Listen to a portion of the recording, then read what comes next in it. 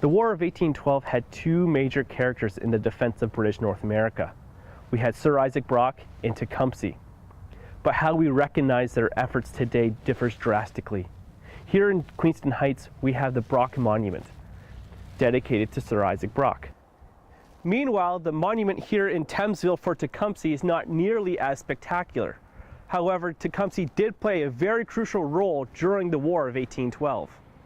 Just who were Brock and Tecumseh, and why are they commemorated?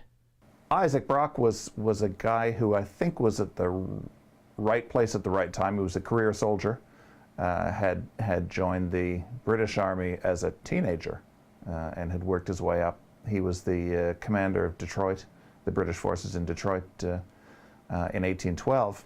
And when news of the American incursion in Niagara reached Detroit, he was forced to quickly head to Niagara to try to rescue the situation.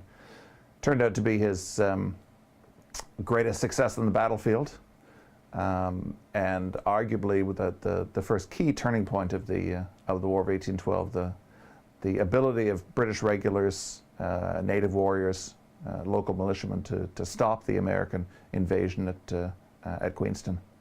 Tecumseh would have went around and got allies from all the native people that were in a similar situation, you know, and try to get them to help to actually stop the encroachment on the land if they could, you know.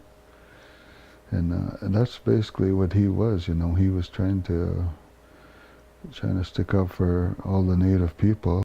Why did Brock get a large monument shortly after the war, while Tecumseh was not given his recognition until the 1960s? I think it's even as early as the 1820s and 1830s, people do want a Tecumseh monument. There are people who are from this area, this local area, who feel a connection to Tecumseh, and I'm talking about Native people as well as non-Native people. There's people in Montreal who are advocating for a Tecumseh monument. The difference is that they can't quite decide where it should be. There is a hierarchy of heroes in the 19th century, and the British fighting general is at the top. And some of these wars, you know, the native people, they don't think the same as the non-native people in that sense that they'd want a monument put up for anything that they've done, because the native people would always say, well, they wouldn't want anybody bragging about what they had done.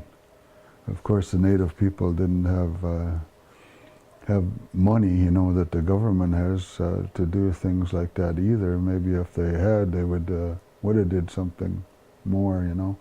A new open-air museum dedicated to Tecumseh was recently unveiled.